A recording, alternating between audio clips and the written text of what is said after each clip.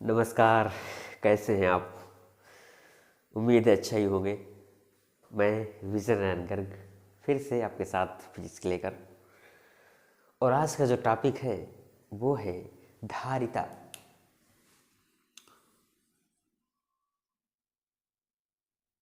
आप सोच रहे होंगे कि धारिता ये क्या चीज़ है। तो आपने ध्यान दिया होगा, जब अगर मैथ में जो पढ़ने वाले लोग हैं उसमें आयतन का एक दूसरा शब्द होता है धारिता, और उस धारिता को हम फिजिक्स में किस प्रकार से देखते हैं। धारिता का आशय है धारण करने की क्षमता। समझ लो, धारिता का आशय धारण करने की क्षमता। अब मान लीजिए कोई डब्बा है, डब्बा में कितना सामान आता है, कितना धारण कर सकता है, वो जो क्षमता वो कहलाएगी धारिता। वो कैसे समझना, अब इसकी आगे हमने लिख दिया विद्युत धारिता। क्या लिख दिया? विद्युत धारिता। तो अब क्या हो गया? विद्युत धारण करने की क्षमता। अब विद्युत का मतलब क्या? आवेश। जाहिर सी बात है। अब आवेश धारण करने की क्षमता को क्या कहते हैं? वैद्युत धारिता कहते हैं। बिल्कुल सिंपल सा। अब ये होता कैसे है, किस बात पर निर्भर करता है? मान लीजिए कोई बिंदु है या कोई सब चीज़ है, कोई धातु का ऐसे गोला है, इसको हमने आवेशित करना शुरू किया। आवेशित करना मतलब चार्जिंग, जिसको आप चार्ज बोलते हो ना अंग्रेजी में। चार्जिंग शुरू कर दिया, मोबाइल चार्जिंग पे लगा दिया। मोबाइल चार्जिंग पे लगाते हैं तो होता क्या है, उस पर आवेश जाना शुरू होते हैं। एक क्षमता तक आवेश जाते हैं तो मोबाइल की क्या होती है? बैटरी बढ़ती है। देखते हैं ना, बैटरी 80%, वो परसेंटेज क्या बढ़ रहा है? वो बढ़ रहा है उसका विभव। जैसे हम क्या करते हैं, गुरुत्वीय तल, हम एक अपने घर में ड्रम होती है ना, टंकी, वाटर टैंक, उस पर हम पानी भरना शुरू करते हैं। पानी भरना शुरू किया, मोटर चालू किया या सबमर्सिबल चालू किया, और पानी जा रहा है। पानी जा रहा है तो क्या बढ़ रहा है टंकी में? पानी पहुंचने पर जैसे जैसे पानी आता है, टंकी का धीरे धीरे धीरे धीरे स्तर बढ़ता जाता है। स्तर मतलब गुरुत्वीय तल, समझ रहे हैं ना? जमीन से ऊपर उठ रहा है तो मतलब गुरुत्वीय तल काम कर रहा है। अब उसमें हम पानी भर रहे हैं तो गुरुत्वीय तल बढ़ रहा है। उसी प्रकार जब किसी धातु पर या किसी पदार्थ को हम आवेशित करते हैं, चार्जिंग करते हैं, उसमें आवेश प्रदान करते हैं, तो उसका भी धीरे धीरे वैद्युत तल बढ़ने लगता है। वैद्युत तल बढ़ने लगता है मतलब वैद्युत विभव बढ़ने लगता है। तो इसका मतलब अगर हम गणितीय रूप में संक्षिप्त में देखें तो क्या निकल के आया कि जो किसी भी आवेशन की दर है, जो आवेश है, उससे क्या बढ़ रहा है? अनुक्रमानुपाती v। ये क्लियर हो चुका होगा। किसी भी पदार्थ को दिया गया आवेश उसके विभव के अनुक्रमानुपाती होता है। समझ में आ गया होगा क्यों होता है, क्योंकि उसको हम अगर आवेशित करेंगे तो बढ़ता चला जाएगा। अब जब अनुक्रमानुपाती हटता है तो एक क्या आता है? एक नियतांक आता है। नियतांक आप समझ रहे होंगे, और उसी नियतांक को यहाँ शो करते हैं हम c से, Q = CV। और ये फार्मूला इस कॉन्सेप्ट का मूलभूत फार्मूला है, Q = CV। अब यहाँ C क्या है? जहाँ C का मतलब धारिता, एक नियतांक है किसी पदार्थ के लिए विशेष होता है कि हाँ ये पदार्थ इतना ही धारण कर पाएगा, उसका नाम है धारिता। और उसकी बात करें तो C = Q/V। ऐसे भी कर सकते हैं। इसका जो मात्रक है किसका? इस C का, Q/V, इसको चाहे तो हम लिख सकते हैं कूलाम/वोल्ट। क्या लिख सकते हैं? क्योंकि Q का मात्रक क्या? कूलाम, V का मतलब वोल्ट, तो कूलाम/वोल्ट भी लिख सकते हैं। और अगर ये नहीं लिखना चाहते तो इसका मात्रक सीधा सा होता है फैरड।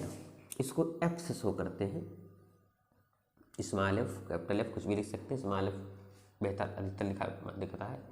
इसका नाम है फैरड। फैरड मात्रक है किसका?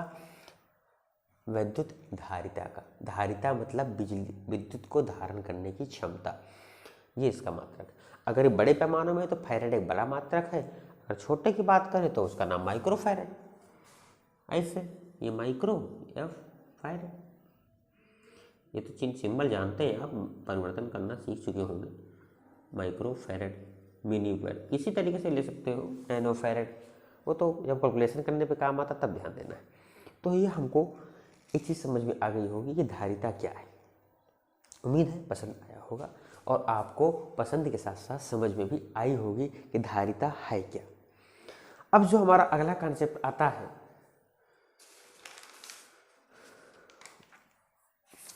हाँ, धारिता को आप इसको बीमा भी निकाल सकते हो, वो अब तो बार बार बताने की चीज़ नहीं है, क्यों की बीमा रखी दीजिए, उसकी बीमा रख दीजिए, भाग देगा, बीमा भी निकाल आएगी इसकी। बीमा आपने पढ़ा होगा 11वीं कक्षा में पिछले साल। तो ये कॉन्सेप्ट हो गया धारिता का। अब एक बात आती है, एक शब्द आता है इसी के साथ जुड़ा हुआ, उस शब्द का नाम है संधारित्र। संधारित्र, अब ये क्या चीज है? धारिता तो हमने समझ लिया, हमने धारिता तो समझ लिया, लेकिन अब ये संधारित्र क्या निकल के आ गया, इसके बारे में थोड़ा चर्चा करते हैं।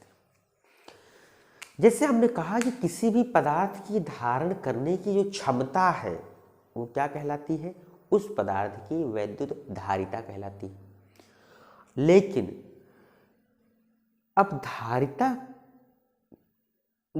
करने की जो क्षमता तो हमने समझ लिया, लेकिन वो क्या सिस्टम है जिसपे हम धारण करा सकें। सपोज आपने देखा हो कि ग्राउंडिंग, अर्थिंग ऐसे करके, अब समझते हैं इस प्रकार से नहीं, ऐसे समझते हैं कि जैसे हमने देखा, ये समझ में आ गया होगा, हमने देखा कि कोई पदार्थ है और उस पदार्थ को हमने यहाँ से क्या किया, इसको चार्जिंग शुरू कर दिया। इसी क्या चालू कर दिया हमने, चार्जिंग। इसको हम कहीं से प्लस का क्यू आवेश दे रहे हैं, लगातार आ रहा है। अब ये चार्जिंग होना शुरू हुआ तो क्या होगा, ये चार्ज होता जाएगा, चार्ज हो जाएगा, चार्ज हो जाएगा, और एक क्षमता के बाद इसकी चार्जिंग फुल हो जाएगी। बैटरी में लिख के आता है चार्जिंग फुल, आप कहे तो भैया चार्ज हो गया हटा लो, तो वो चार्जिंग। लेकिन अगर इसको हम यहाँ से ऐसे करके, ऐसे ऐसे ऐसे ऐसे, ये किसका चिन्ह है, ये ग्राउंडेड का चिन्ह। इस चिन्ह को समझना सीखें। अगर कहीं पर इस प्रकार से टच करा दिया जाता है तो ये चिन्ह क्या कहलाता है, ग्राउंडेड का। ग्राउंड मतलब कि अर्थिंग दे दिया। अब इसको कितना भी आप चार्ज करो, अर्थिंग दे दिया तो ये हमारी धरती अनंत है इस चार्जिंग के लिए, कितना भी दे दो, कितना भी दे दो, सब डिस्चार्ज कर देगा, सब संभालेगा अपने अंदर। इसकी धारिता बहुत ज़्यादा है। हम उसकी बात नहीं करते, हम बात करते हैं कि एक ऐसी युक्ति कि जिसका बिना आकार बदले, क्या बिना आकार बदले धारण करने की क्षमता बढ़ाई जाती है, क्या कहलाती है, संधारित्र। आप समझो, धारिता एक गुण है, धारिता एक गुण है और संधारित्र उस गुण का एक सिस्टम है, एक निकाय है, एक युक्ति है। इसको हम देखते हैं और ये कहाँ मिलते हैं देखने को, आप समझना। आप जैसे टीवी देखें, टीवी के अंदर छोटे छोटे डब्बे लगे होते हैं, काले काले से, नीले नीले से, लाल लाल से। या आप सीधा सीधा बात करें, कंडेंसर आपने देखा होगा, जो पंखे में लगाते हैं या मोटर में लगाते हैं। वो क्या काम करता है, उसको हम जैसे बिजली देते हैं वो क्या करता है, उस आवेशित लेकर के खुद को चार्ज कर लेता है। चार्ज क्यों करते हैं उसको, मान लीजिए कहीं बिजली फ्लैक्चुएट हुई, घटी बढ़ी, उसका पावर वोल्टेज कुछ घटा बढ़ा, तो उससे उस मोटर को इफेक्ट ना करे। वो जो चार्जिंग का जो अंतर आ रहा है वो उस संधारित्र से निकाल के तुरंत अपने आप को एब्जॉर्ब कर लेता है, सेट कर लेता है, और वो कंटिन्यू चलता रहता है। इसलिए कंडेंसर लगाया जाता है पंखे में, ताकि बिजली के थोड़ा बहुत फ्लैक्चुएट होने पर पंखे की रफ्तार में समस्या ना आए। थोड़ा बहुत जो आवेश ऊपर नीचे होगा, वो जो उसमें कंडेंसर लगा है वो उसको तुरंत उसको रिवर्स सप्लाई दे देगा, क्योंकि वो अपने आप में संधारित्र है। उसी का नाम संधारित्र है, जिसको हम कंडेंसर आम भाषा में बोलते हैं। इसका इंग्लिश में तो कैपेसिटर बोलते हैं, कैपेसिटेंस, कैपेसिटर समझ रहे होंगे, इससे भी, इंग्लिश से भी। धारिता करने यानी क्षमता उसकी, धारिता, और जो युक्ति है वो संधारित्र, कैपेसिटर, जिसको आप आम भाषा में कंडेंसर नाम से जानते हो। छोटे से लेके बड़े तक कई साइज के कंडेंसर होते हैं।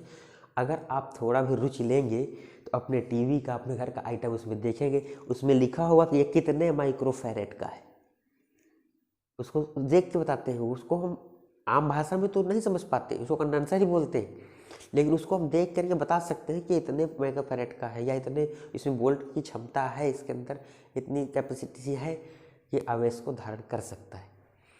आगे हम धीरे धीरे स्टेप बाय स्टेप बढ़ते जाते हैं और आगे बढ़ते हैं अगले टॉपिक को लेकर के, जो आपका टॉपिक है समांतर पट्टिका संधारित्र। अभी तो हमने जाना कि धारिता क्या है और संधारित्र क्या है।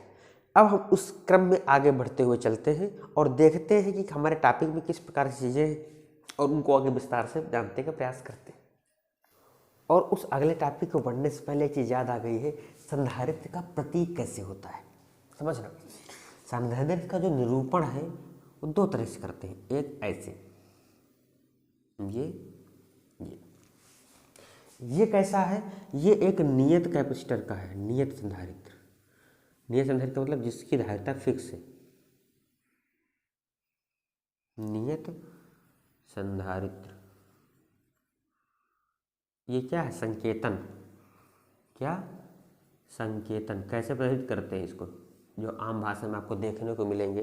जैसे आप आगे आगे पढ़ेंगे रेजिस्टेंस को कैसे प्रदर्शित करते हैं, प्रेरक यानी चौकुंडी प्रेरकत्व कैसे प्रदर्शित करते हैं।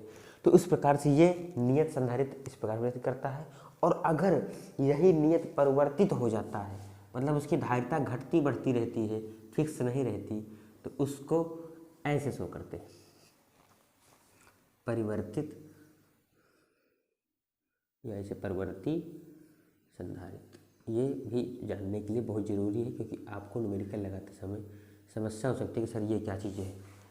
तो ये दोनों सिंबल किसके हैं, ये संधारित्र के सिंबल हैं। ये नियत संधारित्र का बराबर दोनों प्लेटें हैं। ये वही कंडेंसर प्लेटें हैं। आप देखिए कंडेंसर कभी तोड़ के देखिएगा, उसके अंदर दो प्लेटें होती हैं सिर्फ, और कुछ नहीं होता।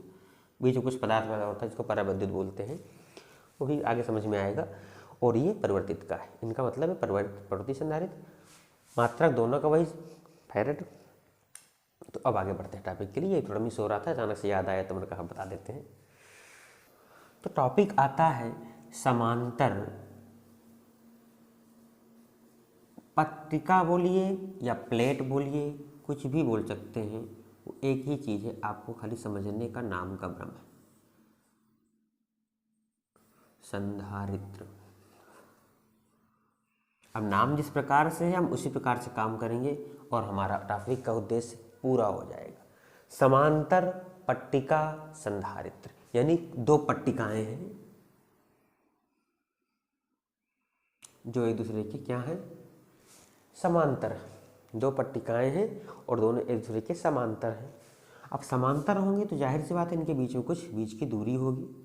वो दूरी हमारी मान लीजिए स्मॉल डी है।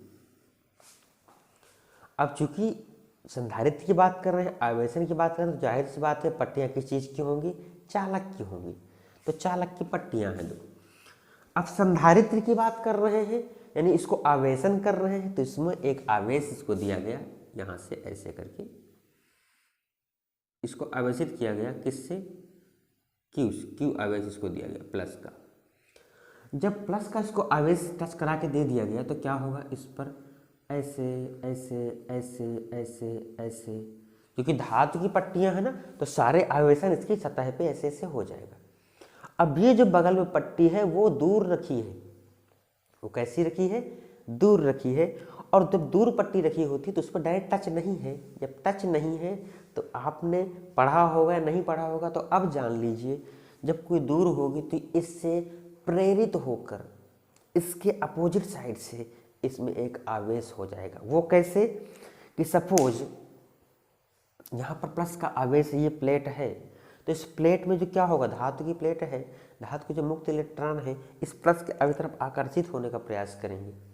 इलेक्ट्रॉन इधर आने का प्रयास करेंगे लेकिन सतह छोड़ के बाहर नहीं आ पाएंगे, और जो इधर बचेगा फिर धनात्मक स्थिति हो जाएगी, इलेक्ट्रॉन सब इधर आ जाएंगे। तो इधर का जो चार्ज होगा कैसा हो जाएगा, वो निगेटिव चार्ज पे आ जाएगा। इधर सब चले जाए तो इधर फिर क्या बचा, पॉजिटिव। ऐसा सिस्टम होता है। लेकिन ये तो अनंत रूप से चलता रहे, बगल में प्लेट और रख दो फिर वही सिस्टम चालू हो जाएगा, तो ये कभी खत्म ही नहीं होगा। तो इधर वाले चीज़ को हम ग्राउंडेड कर देते हैं। क्या कर देते हैं, ग्राउंडेड। ये अपनी सिंबल मैंने बताया था, ग्राउंड। इससे ऐसे बना दिया, मतलब इसको हमने अर्थिंग कर दी, ग्राउंडेड जी। जब अर्थिंग कर देंगे तो ये वाले जो आवेश हैं ये धीरे धीरे सब समाप्त होते जाएंगे। ये आवेश कहाँ चले गए, ये आवेश चले गए अर्थिंग में। इतनी बात स्पष्ट हुई।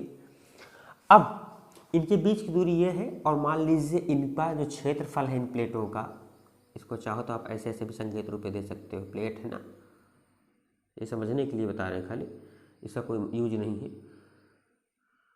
ऐसे ऐसे ऐसे प्लेट रूप में है। तो अब इस प्लेट रूप में है तो इसका जो क्षेत्रफल है वो क्या है, ए है। हमने क्षेत्रफल मान लिया ए है। अब इस पर हमने क्यू आवेश दिया, तो इसका आवेश पृष्ठ घनत्व आपने ध्यान दिया होगा, आवेश पृष्ठ घनत्व कितना हो जाएगा,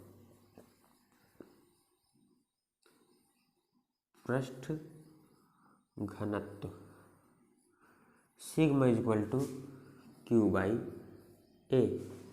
यही तो आपने पढ़ा है, आपने यही तो पढ़ा है बस।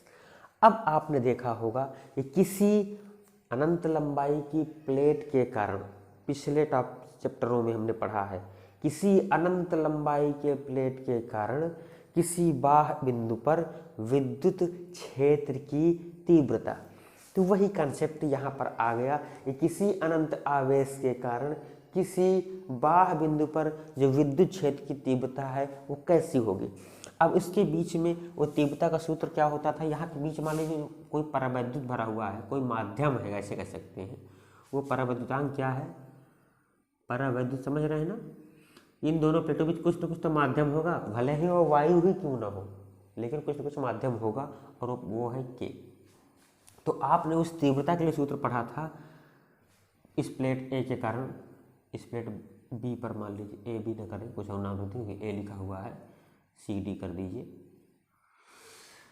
प्लेट सी के कारण उस पर जो तीव्रता होगी कितनी होगी, E equal to sigma by 2 epsilon 0 के।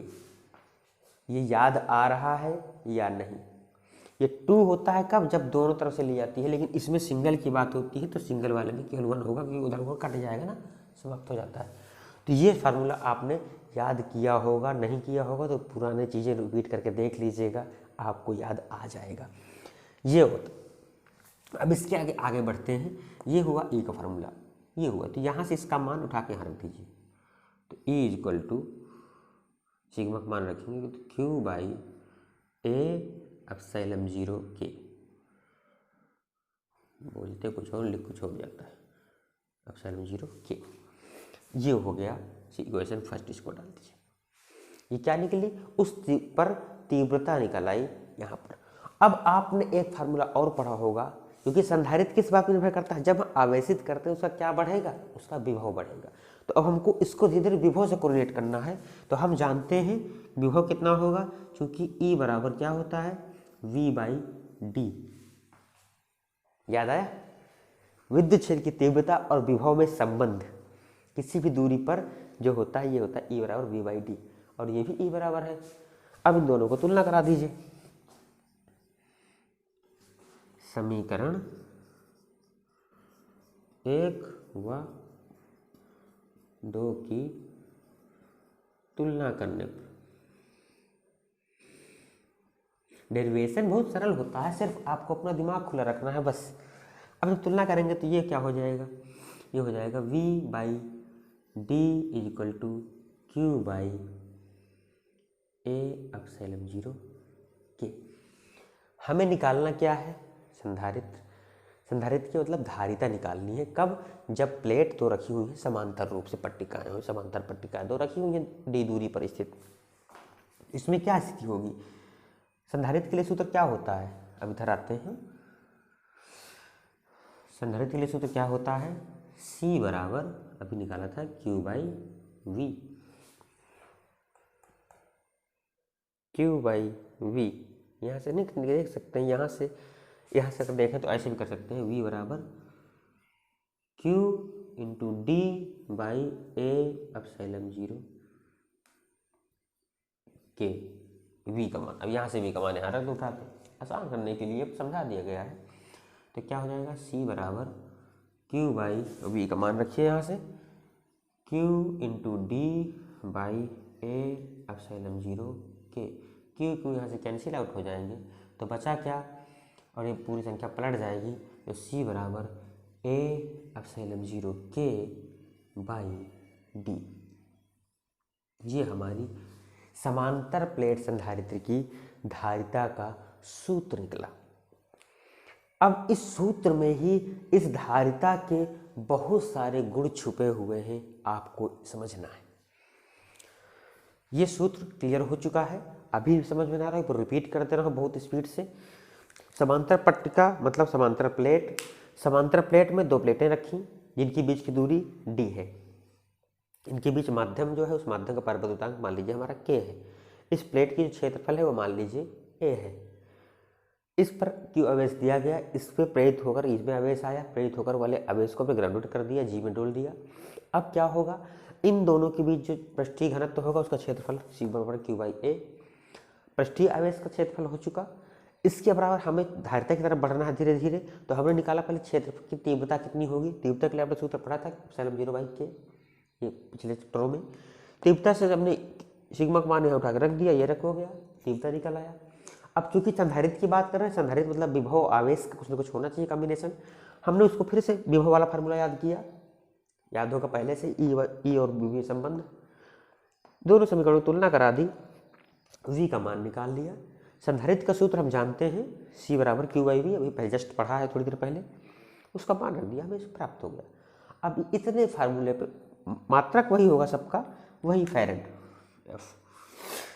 अब हम इस फार्मूले के आधार पर कुछ कंक्लूजन निकालते हैं, और वो कंक्लूजन कैसे होंगे ये नोट कर लीजिएगा, अभी नोट नहीं करना तो स्क्रीनशॉट ले लीजिए, मैं आगे बढ़ रहा हूँ। हमने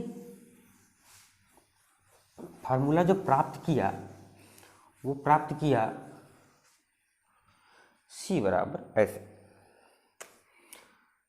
C is equal to A epsilon 0 K by D, ये हमने प्राप्त किया। अब इस पे हम अगर फोकस किया जाए तो C किस किस बात पर निर्भर करता है और किस तरह से निर्भर करता है।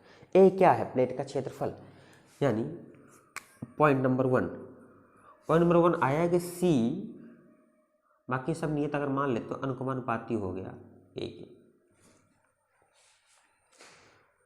मतलब कि यदि उस पदार्थ की या प्लेट की या जो भी हम ले रहे हैं उसका क्षेत्रफल बढ़ाया जाए तो उसकी क्या होगी, धारिता बढ़ जाएगी। ये समझना, ये आते हैं छोटे छोटे न्यूमेरिकल में, या जब बोधात्मक प्रश्न या अतिलघुति प्रश्न आते हैं तो आपको पूछना पड़ता है, उस समय कंडीशन आती है, और अगर आप स्पष्ट नहीं है तो आप भ्रमित हो जाएंगे और गलत करके चले आएंगे।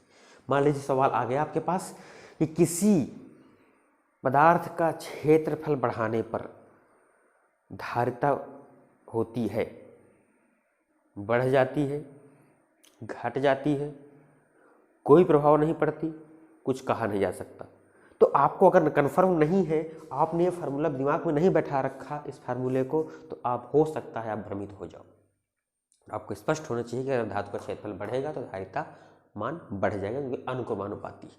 दूसरी कंडीशन क्या आती है, C अनुक्रमानुपाती K, क्योंकि ये तो फिक्स है। एप्सिलॉन 0 तो नियतांक है, उसका मान फिक्स होता है, आपको पता है 8.85 × 10⁻12। अब ये K क्या है, K है इस दोनों प्लेटों के बीच के माध्यम का परावैद्युतांक। अब वो भी क्या है, अनुक्रमानुपाती है, किसके, धारिता के। तो यहाँ भी स्पष्ट हो सकता है कि यदि दो प्लेटों के बीच परावैद्युतांक बढ़ा दिया जाए या माध्यम का परावैद्युतांक बढ़ा दिया जाए तो धारिता पर क्या प्रभाव पड़ता है, तो आप खुश हो गए और आराम से कह सकते हो कि उसकी धारिता बढ़ जाती है। अगर परावैद्युतांक घटेगा तब धारिता घटेगी, परावैद्युतांक बढ़ेगा, मतलब माध्यम अगर कुछ रखा जाएगा तो जाहिर सी बात उसका कुछ प्रतिरोध होगा तो धारिता बढ़ेगी, सीधी सी बात है। इसीलिए आपने देखा होगा कंडेंसर को कभी फोड़ के देखिए, जो कंडेंसर छोटे छोटे होते हैं या पंखे वाला या कहीं टीवी में लगा होता है, रेडियो में लगा होते थे, उनको आप तोड़ के देखो तो उसमें दो प्लेटें होती हैं और उसके बीच मोम जैसे उसमें कुछ भरा होता है, वही परावैद्युतांक है। वो इसीलिए भरा जाता है ताकि उसकी कैपेसिटी बढ़ जाए, उसकी धारिता बढ़ जाए। फिर तीसरा पॉइंट क्या आता है, तीसरा पॉइंट आता है कि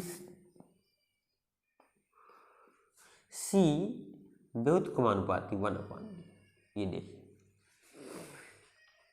इसका आशय क्या हुआ कि जो हमारा संधारित्र है समांतर प्लेट की, वो किसके व्युत्क्रमानुपाती है? वो D के व्युत्क्रमानुपाती। अगर इनके बीच की दूरियां क्या होंगी? बढ़ाएंगे, जितनी दूरी हम बढ़ाएंगे तो व्युत्क्रमानुपाती मतलब उल्टा होगा उसका। दूरी बढ़ाएंगे तो संधारित्र घटेगा, दूरी बढ़ेगी संधारित्र घटेगा।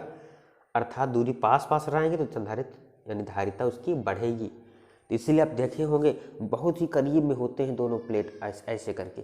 चाहे तो उसको इतनी दूर ही रख सकते हैं, लेकिन नहीं रखेंगे, क्योंकि अगर दूर रखेंगे तो उस यंत्र तो बड़ा हो जाएगा, देखने में तो बड़ा लगेगा, लेकिन उसका काम अच्छा नहीं हो पाएगा। इसलिए इसकी दूरी बहुत करीब रखी जाती है। ये आप स्पष्ट हो चुका होगा आपको धारिता संदर्भ में तीनों पॉइंट। यदि समांतर प्लेट संधारित्र के बीच की दूरी बढ़ा दी जाए तो धारिता पर क्या प्रभाव पड़ेगा? तो अपनी संकोच आपको पता चलेगा, दूरी बढ़ेगी तो धारिता घट जाएगी। उसमें प्रश्न ऐसे बनते हैं, कई तरह के छोटे छोटे विकल्प में आ सकते हैं या अतिलघुत्तरी प्रश्न आ सकते हैं।